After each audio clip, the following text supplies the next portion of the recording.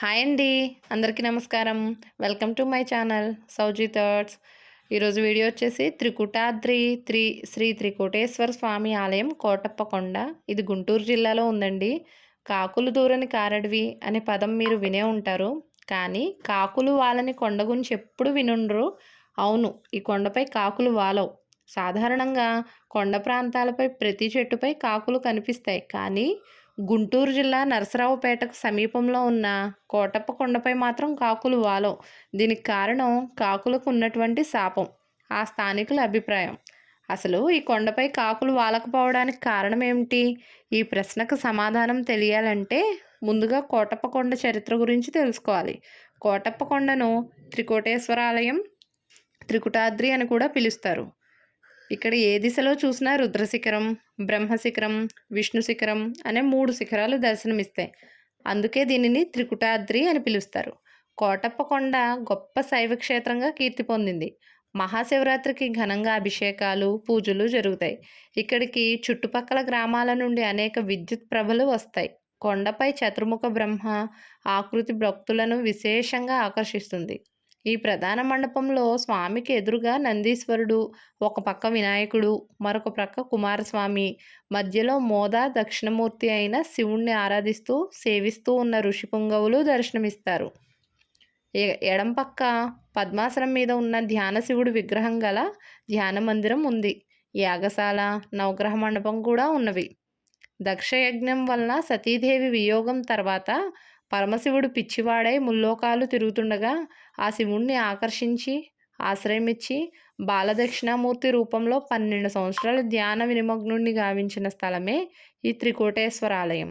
ఈ క్షేత్రం మీద శివుడు తపస్సు చేస్తుండగా ఆనందవల్లి అనే గొల్లభామ పాలు తేనెలతో సేవించుచుండెను. సాలంకయ్య అనే రైతు శివుడు తపస్సు చేసే ప్రాంతానికి రావడంతో అతనికి బాలయోగి రూపంలో ఉన్న శివుడు కనిపించాడు. శివుడికి భక్తితో నమస్కరించి తన దగ్గర ఉన్న పండ్లను స్వామికి సమర్పించాడు. ఒకసారి గొల్లభామ శివుణ్ణి సేవించడానికి పాలను తీసుకువెళ్తూ అలుపు వల్ల తట్టను, పాలకుండలను ఒక గట్టు మీద ఉంచి సమీపంలో ఉన్న చెట్టు పూలను కోస్తూ ఉండగా ఒక కాకి వచ్చి పాలకుండలపై వ్రాలి పాలను ఒలకబోయడంతో అది చూచి గొల్లభామ కోపంతో ఈ ప్రాంతంలో కాకులు ఉండకూడదు అని శపించెను. ఒకనాడు సాలంకయ్య శివుని వద్దకొచ్చి తన ఇంటికి వచ్చి ఆతిథ్యం స్వీకరించమని వేడుకున్నాడు. అప్పుడు స్వామి అలాగే వస్తానని, నువ్వు ఇంటికి వెళ్ళమని చెప్పారు. గొల్లభామ గర్భవతై కొండకు రాలేకపోతున్నాను, తండ్రి నీవే క్రిందకు రా అని శివుణ్ణి వేడుకొనెను. ఆమె మొరవిని శివుడు గొల్లభామతో, నేను క్రిందకి దిగినంత వరకు నీవు వెనుతిరిగి చూడరాదు అని అనగా, సరే అంటూ ఆ గొల్లభామ పద ముందుకు నడుచుకుంటూ పోతూ ఉండగా సాంబశివుడు వెనుకగా బయలుదేరాడు. శివుని పాదధాటికి కొండలు పగిలి భయానకం కలిగించగా ఆ గొల్లభామ వెనుకకు తిరిగి చూచినది. ఆమె చూడగానే పరమశివుడు లింగరూపంగా మారాడు. ఆ గొల్లభామ శిలరూపంగా మారినది. ఆ సమయంలో శాలంకయ్య స్వామి ఆతిథ్యానికి ఇంకా రాలేదని కొండ మీదకు రాగా ఈ దృశ్యం కనబడింది. సాలంకయ్య ఆశ్చర్యపోయి చూస్తూ విలపిస్తుంటే శివలింగం నుండి, ఈ కొండ క్రిందకు కోటి ప్రభలు ఎప్పుడు వస్తాయో అప్పుడు నేను కొండ దిగి వస్తాను అనే మాటలు వినిపించాయి. అప్పుడు సాలంకయ్య తన గ్రామమైన యలమందకు వచ్చి భక్తి శ్రద్ధలతో తన ప్రభను తయారు చేసి దాని గురించి ప్రజలకు వివరించి, మీరు ప్రభలు కట్టుకుని స్వామి దగ్గరకు రమ్మని చెప్పాను. అప్పటి నుండి ప్రభలు కట్టుకుని భక్తులు వస్తున్నారు. స్వామివారి అనుగ్రహంతో కొండవీడుని జయించిన శ్రీకృష్ణదేవరాయు కోటప్ప కొండకు వచ్చి విలువైన కానుకలు సమర్పించి నిత్య ధూపదీప నైవేద్యాలకు కొండ కావూరు అనే గ్రామాన్ని రాసి ఇచ్చాడు. ఇక్కడ గొల్లభామ ఆనందవల్లికి ఆలయం ఉన్నది. ఈ ఆలయంను, స్వామివారి ఆలయంను సాలంకయ్య నిర్మించాడు. సాలంకయ్య అమ్మవారి ఆలయం కట్టించాలని అనుకున్నాడు.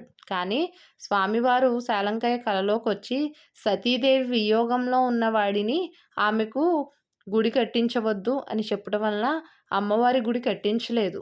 మహాశివరాత్రి, కార్తీక మాస సమయాల్లో కోటప్ప కొండ క్షేత్రం భక్తులతో కిటకిటలాడుతుంది. శివుడు దక్షిణామూర్తిగా బ్రహ్మచారిగా వెలసిన ఈ శిఖరంలో అమ్మవారి దేవాలయాలు ఉండవు. కాబట్టి ఇక్కడ పెళ్ళిళ్ళు కూడా జరగవు. పరమశివుడు దక్షిణామూర్తి స్వరూపంతో ఉన్న ఏకైక క్షేత్రం ఆంధ్రప్రదేశ్ రాష్ట్రంలో ఇదొక్కటే. ఇది నరసరావుపేటకి 12 కిలోమీటర్లు, గుంటూరుకి 56 కిలోమీటర్ల దూరంలో ఉంది. సో, వీడియో కనుక నచ్చితే లైక్ చేయండి, షేర్ చేయండి, కామెంట్ చేయండి, సబ్స్క్రైబ్ చేసుకోండి. ఆ స్వామివారి ఆశీస్సులు అందరి మీద ఉండాలని కోరుకుంటున్నాను. అందరూ బావుండాలి. అందులో నేను ఉండాలి. ధన్యవాదములు.